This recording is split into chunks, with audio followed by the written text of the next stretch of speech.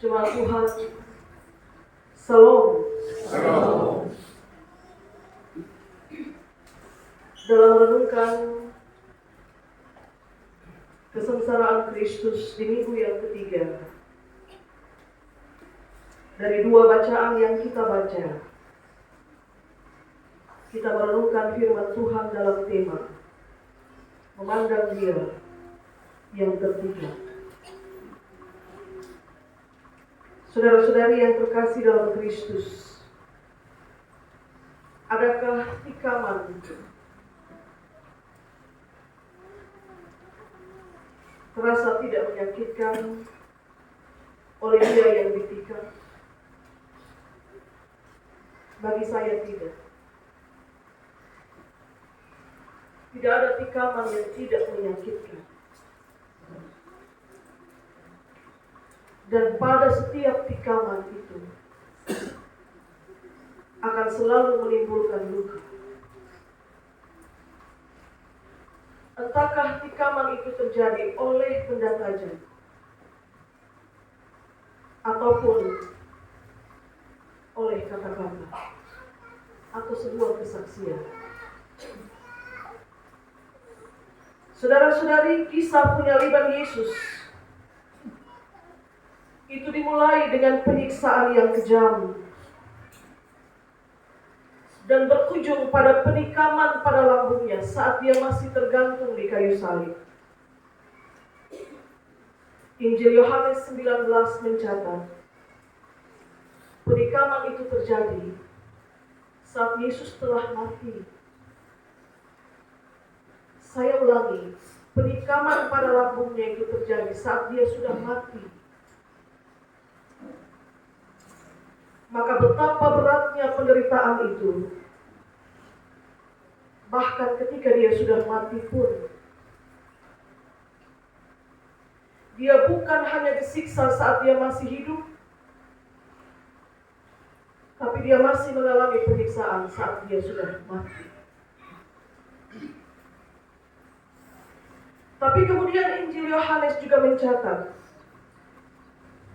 hal itu terjadi supaya benar yang tertulis dalam kitab suci. Mereka akan memandang kepada Dia yang mereka tikam.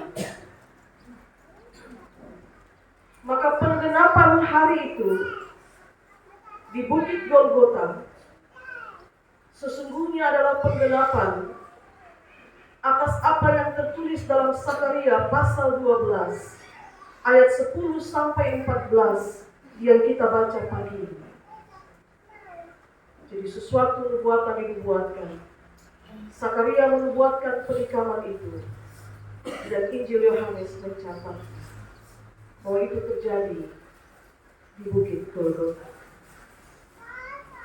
Saudara-saudari yang terkasih, meskipun kalau saudara baca kitab Sakaria, bacaan kita pagi ini, tidak ada kata Yesus diucapkan. Dari ayat 10 sampai 14 tidak disebutkan nama Yesus. Tetapi tersebutkan di situ narasi anak tunggal dan juga anak sulung. Dan kalau dibandingkan dengan peristiwa penyaliban Yesus, maka tentu saja nubuatan Sakaria merujuk pada Yesus. Lebih lanjut, saudara-saudari, satu bagian menarik diceritakan dalam ayat 10. Mereka memandang kepada Dia yang telah mereka tikam. Pertanyaannya, kenapa mereka menikam Dia? Seorang anak tunggal, anak sulung, kenapa mereka tikam Dia? Dengan apa mereka menikam Dia? Dan kenapa sesudah mereka menikam Dia, mereka meratapi dan menangisi kematiannya, padahal Dia mereka tikam? Menurut kisah Injil Yohanes, Yesus ditikam sebab Dia bersama dengan mayat yang lain harus diturunkan dari salib. Karena perayaan hari Sabat tidak boleh ada mayat yang dibiarkan tergantung di salib. Pada dua penjahat yang ada di samping Yesus, kakinya dipatahkan. Tetapi pada Yesus ketika mereka melihat dia sudah mati, mereka menikam lambung. Itu kesaksian Yohanes. Kenapa mereka menikam dia? Lalu bagaimana dengan Zakaria?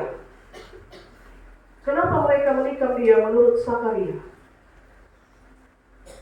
Saudara perhatikan, penikaman itu diikuti dengan sikap meratap dan menangis. Menangisi kematian dia yang sudah mereka tikam. Oke, Bapak Mama, mereka tikam dia. Tapi setelah itu mereka melihat dia, lalu mereka mulai menangis dan mulai meratap. Zakaria bilang ratapan itu akan menjadi ratapan yang besar dan menjadi ratapan seluruh negeri. Mohon maaf, tapi dalam satu kisah pembunuhan secara kasuistik, ketika penikaman itu terjadi, dalam pengalaman saya, belum pernah saya menjumpai ada penikam yang kemudian menangisi dan meratapi dia yang dia tikam.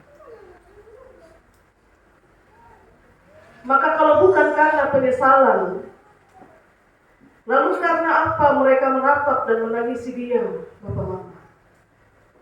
Memandang dia lalu meratap dan menangisi dia. Apakah ada alasan yang lebih masuk akal yang bisa menjelaskan kenapa orang meratapi dan menangisi orang yang mereka tikam? Saudara perhatikan lagi kata memandang yang ditulis baik oleh Injil Yohanes maupun dalam kitab Zakaria.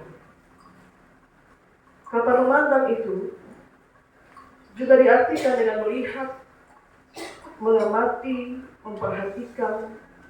Dia sejajar dengan kata.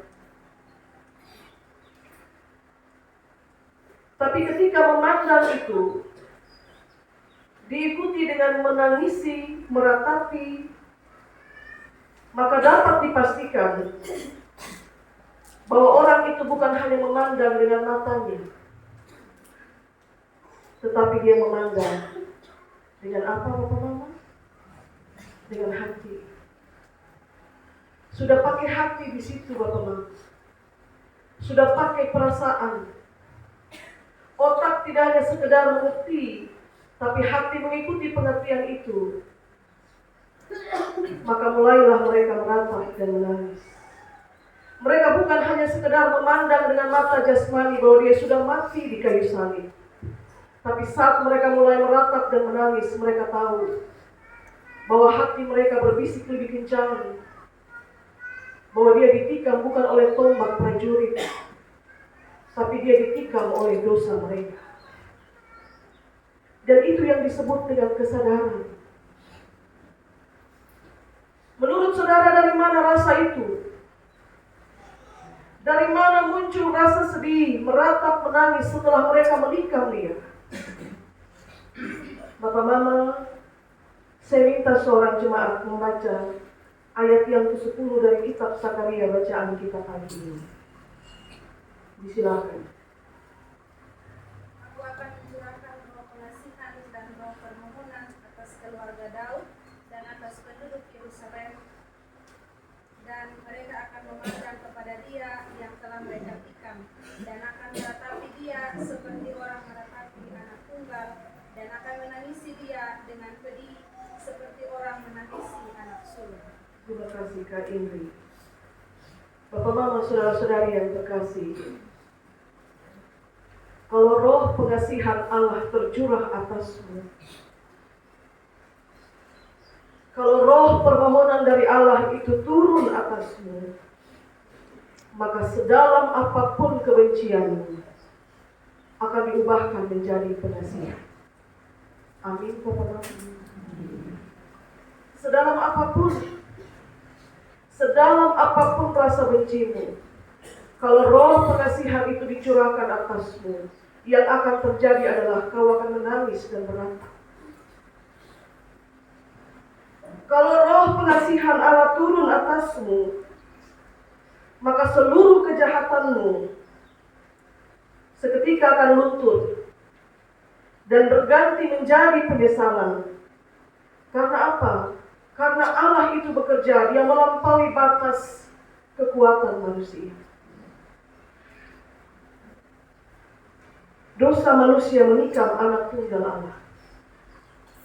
Tapi kemudian roh pengasihan dari Allah melawat manusia yang berdosa itu supaya mereka berubah, berbalik, dan bertobat. Maka seorang pendosa sesungguhnya dia harus menangis. Seorang pendosa bahkan dia juga mesti meratap.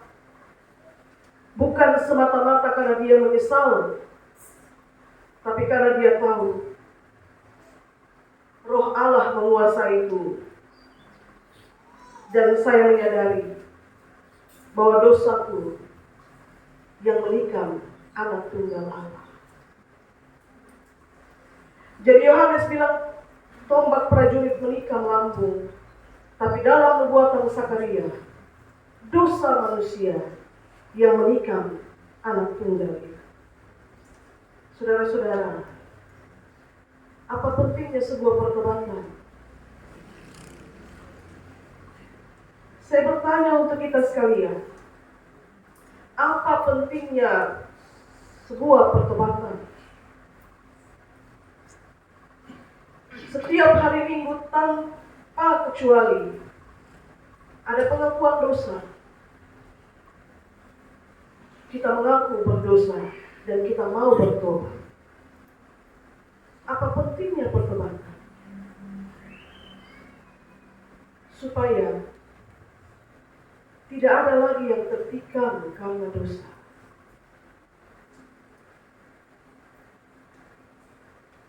Supaya kedamaian itu menjadi sesuatu yang dominan ketimbang pertengkaran.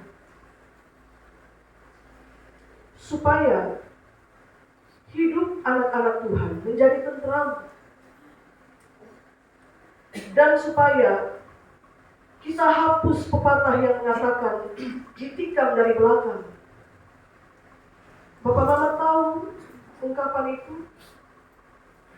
Kita dua berteman, kita dua bersahabat, tapi kemudian tanpa saya sadari, kau menikam saya dari belakang. Itu penting pertobatan, Bapak-Bapak. Supaya tidak ada lagi orang-orang bersaudara saling menikam. Supaya tidak ada lagi orang-orang satu rumah menikam dari belakang. Kalau hatimu tertikam oleh sesuatu dosa yang dilakukan oleh saudaramu, kalau hati dan perasaanmu tertikam oleh sesuatu penilaian orang terhadapmu, atau kalau engkaulah yang justru sedang menikam saudaramu dengan fitnah, dengan sesuatu yang palsu, dengan kebohongan,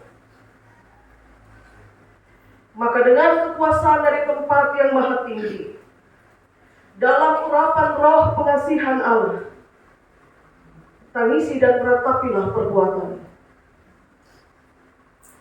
Bukan semata-mata karena engkau sudah menyesal, tapi karena engkau tahu betapa dosa itu bukan hanya akan melukai saudaramu secara fisik, tapi juga dapat membunuh dia. Mana tahan orang terus-menerus dihujat, dihakimi, disudutkan, terus menerus. Saudara pernah dengar cerita mati karena perkataan? Ini saya baca, tapi saya belum pernah melakukannya. Seorang ibu yang suka menanam, ada 2 tanaman dalam 2 pot yang sama-sama dia sirami. Dia sirami 2 tanaman itu, Bapak-Bapak. Kepada bunga yang satu dia sirami, sehingga dia mengucapkan kata-kata baik pada bunga itu. Tapi pada bunga yang satu dia sirami, tapi juga diikuti dengan kata-kata yang buruk, kata-kata yang kasar tentang bunga itu. Dua-duanya sama-sama disiram, tapi yang satu itu mati. Tidak sekaligus mati, Bapak. Perlahan-lahan dia mulai mengering, layu, mengering, dan mati. Karena perkataan. Dua-duanya sama-sama disiram. Maka memandang dia yang tertikam, sebenarnya itu sama dengan kita memandangi dosa kita sendiri yang sedang ditikam. Menangisi dan meratapi dia yang tertikam, bukankah itu juga sama dengan engkau sedang meratapi dan menangisi dosamu sendiri, yang harusnya engkau yang tanggung, tetapi anak tunggal dan anak sulung itu datang dan menanggung semuanya. Bahkan ketika dia telah mati pun, penderitaan itu masih terjadi. Pandang terus dia yang tertikam, saudara, supaya kita jangan pernah lupa bahwa pada penikaman itu ada dosa kita di sana. Tuhan berkati kita dengan firman itu. Amin.